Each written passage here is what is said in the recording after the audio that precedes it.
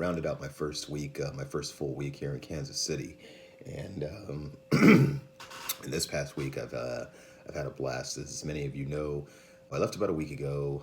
5 o'clock. Got here at about got to my hotel about a week ago and started training. The very next day, about 7 hours, 6 hours, 6.5 hours later, at ADT. Now, I have had some people that have been asking me exactly what my job is. They know that I am in sales, but actually, to give a description of what's been going on the last week, my job title actually is a sales manager. In fact, actually, technically, it's what's called a relocation manager. You look the position if you look the position up, but on what's known as a relocation manager, and the ADT company I work for is a dealer called Safe Haven. Now, if you know anything about ADT, you know that they are a home security, primarily selling home security companies. They also do things with home automation as well, where you can use an app on your phone and you can automate your lights. You could do automate your, your lights, your thermostat, things of that sort. But primarily, that all sources from home security. Now, the thing about ADT is that they have multiple dealers. They have hundreds, probably thousands of dealers all over the United States of America. Well, it just so happened, it worked out for me that I actually ended up being called by the number one authorized dealer for ADT in the country. Safe Haven passed a company called Safe Streets about a year ago as the largest sales revenue ADT dealer across the country. And the great thing about them, and I did look this up, and they are very, very transparent. It's a debt-free company. There have been companies that have built up their status in terms of their size, in terms of how many alarm systems that they manage across the country by buying up other dealers. Of course, in order to do that, you have to acquire debt in the process. And this company is great because they are debt free, and that's really, really huge for us going forward. Because with some of the uncertainties about working, Safe Haven is going to really do everything they can to ensure that we keep working, and it's not going to damage them in a large sense financially. So this company has given us a lot of support. We've been getting some great support. Our training system is incredible, and the support upwards from management is unbelievable. These guys really want us to succeed. And it's great because they're teaching us the same method. Because my job as a relocation manager when I get back to Fresno is that, yes, I'm going to be selling systems door to door. But by doing that, what I'm also doing is that eventually me and Michael, another gentleman who just started before I did, we're eventually going to be building a team of sales reps and going to be helping them, and we're going to be sending them out in the field, and they're going to be selling as well. And essentially, we deal with overflow leads that come in, but we're going to be establishing the platform and the groundwork for how it's supposed to be done. There are already technicians that are there. I believe that they've had location managers in the past, but they have moved on. So exactly how does my job work? People wonder, door to door sales, you got to be out of your mind. Are you crazy? Well, the way that Safe Haven ADT and the way a lot of ADT dealers work, and what makes our system really good, is that our primary people that we're knocking on doors are brand new homeowners. Now, if you're a homeowner, if you've ever bought a home before, you probably may not even be aware of the fact that when your home closes, and once your home closes and that you've moved in, that information actually becomes public record. It actually shows the date that you close.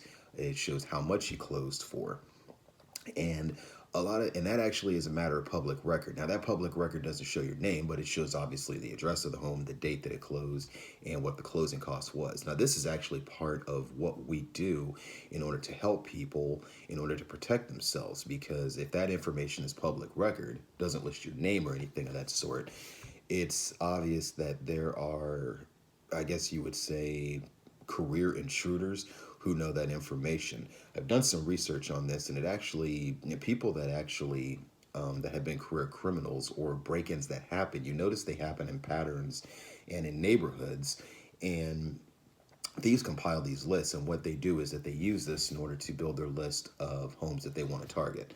And so we go in, letting people know that, and it's true, people are going to get an alarm system within usually two circumstances.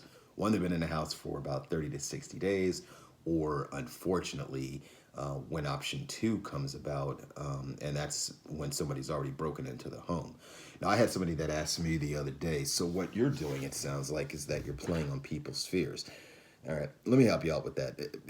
Right now, people have fears over some of all kinds of things. But I don't need to prey on that. I don't need to prey on that, because seeing people going out and buying 5 million rolls of toilet paper, that they're never going to be able to go to the bathroom enough and use, goes to show how people do dumb things in, you know, crazy times. So no, what we're actually just doing, and what makes my job so great, we're just simply knocking on doors, and yeah, we're providing education to people, but the way that you're going to get on these people's side and be able to help them is by just simply making rapport and just making friends with these people. And we're not trying to scare them. People are already having a hard enough time. I was talking to one person that posted on their Instagram page. She's a realtor, and she even said she wishes that they were still on lockdown right now, because trying to sell people's houses is a little bit of a challenge, because yeah, they'd like to get their house sold, but then they don't want to let anybody in their house. So it's an and so we're running into the same situation. We're getting a lot of people with this COVID-19 scare, that they have an interest and intrigue in what we have, but they have a concern about letting folks into their houses. And look, I understand that. Public safety is paramount. Okay. I completely understand that, and you have to put your safety very, very high. But at the same time, I'm not going to try to beat somebody over the head and tell them that they're stupid for the way that they're thinking, because I can understand that this current pandemic is real. But I'm not going to live in fear, and I'm not going to stop doing my job. Some of these latest stay-at-home orders that are being executed by these state governments are telling people that not to go to work. It's only essential business. I know that what it is that I'm doing is a very essential business, because what we do is tied up with law enforcement. Somebody gets their home broken into, police are, the folks are called, and police are dispatched immediately. So I definitely consider what I do essential, because I have realized in the last week that this was something I wish I would have gotten into a number of years ago. Because this, I don't even have to sell. This, I just have to make friends with people. I just simply knock on the door, talk with them. They slam the door in my face. Hey, that's fine. I move on to the next one, because my attitude has now been, I'm gonna get another one. I'll find one later today. I'll find somebody who wants to buy this. And our training has been great. Our national trainer, Mike Zucky, is just funny personality. In a couple of days, I went on a ride along, with a guy I really feel I made as a good friend. His name is Josh Alvarez. Monday and Tuesday, went on ride-alongs with him. He found a he found a wanting customer each day, and then he went out with me. He met me at an appointment, on a ride along on a was it? He met me on a ride along on. Let me see. And then Josh came along with me, yes, on a ride along on Thursday. Met with the couple. We reported with them really well, and then that ended up being a sale. And I gotta say, it was, when you get your first, always when you get your first sale, it was really, it's always nice, and it's nice when you get your first one. It's nice when you get your first sale. Yeah, that was a good feeling. It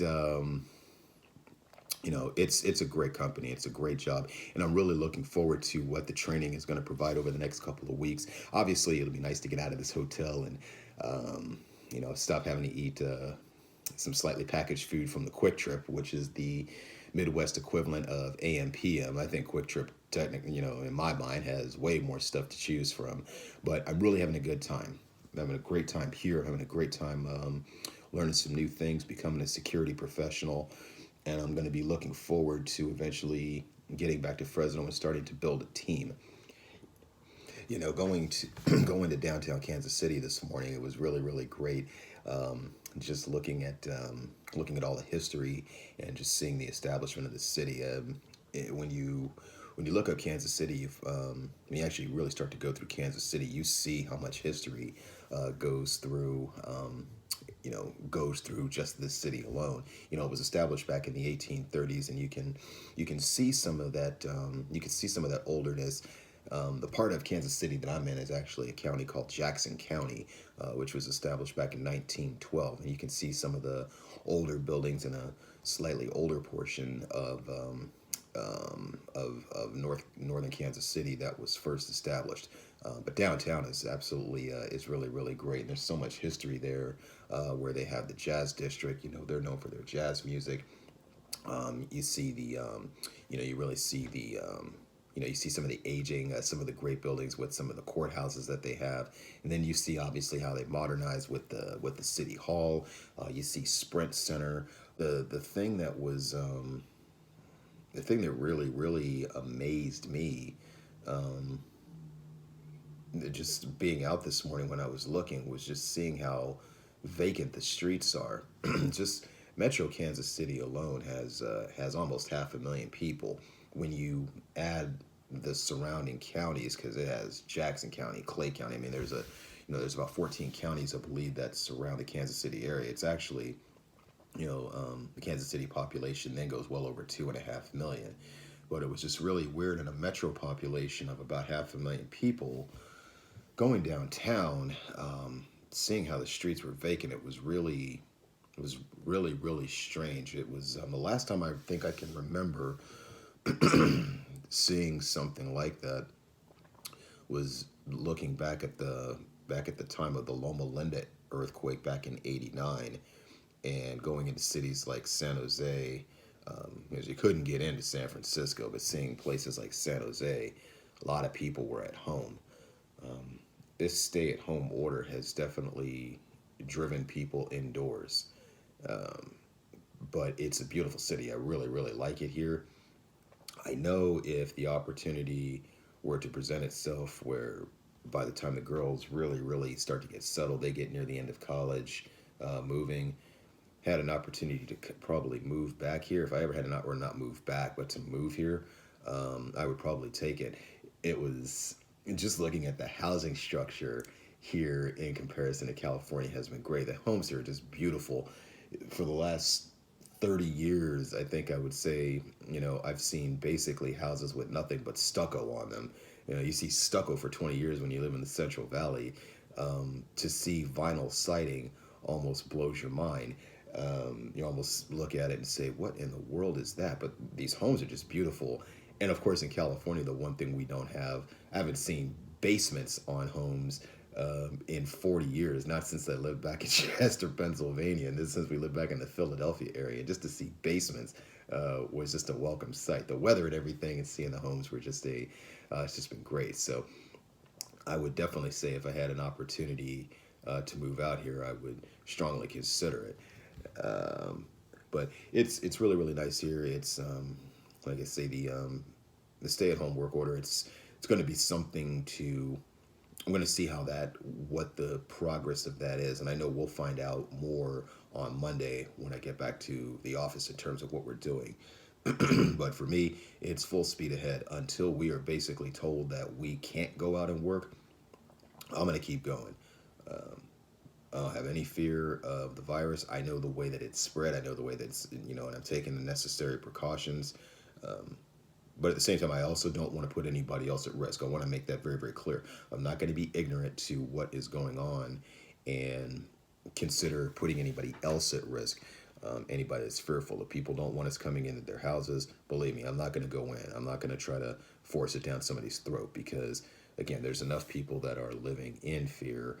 I'm not going to try to elevate that, but there are enough people that do see things that are going on and realize that what we're providing for the public is a huge service.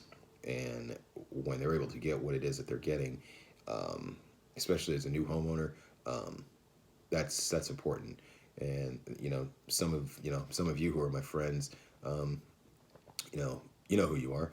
Um, well, hey, hell yeah, I'll make sure that my techs get these systems put in for you guys. And it's like, and I'll figure out a way in order to, if I have to, I'll figure out a way in order to call, in order to call my bosses at corporate and say, hey, look, can I do this new homeowners discount form because these people are dear to me? You think my bosses are going to say no?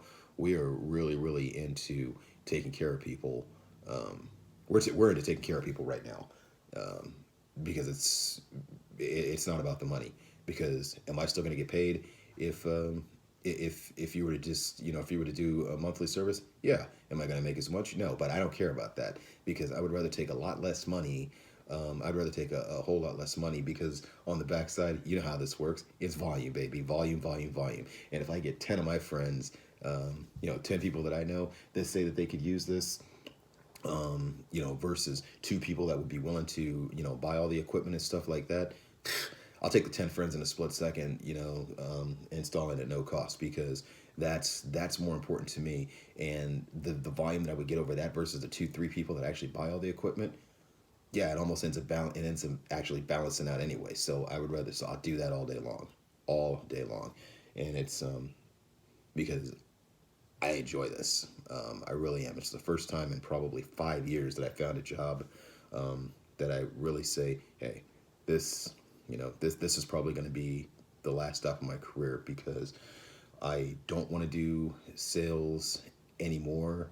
If I really don't think I'd want to do sales anymore if this didn't work out because these people are just tremendous. This corporate team is tremendous. The support team is phenomenal. I love these guys, and all you out there, thanks for all your support and all your prayers and positive thoughts and everything, since I've been here. I appreciate you guys and I love you guys.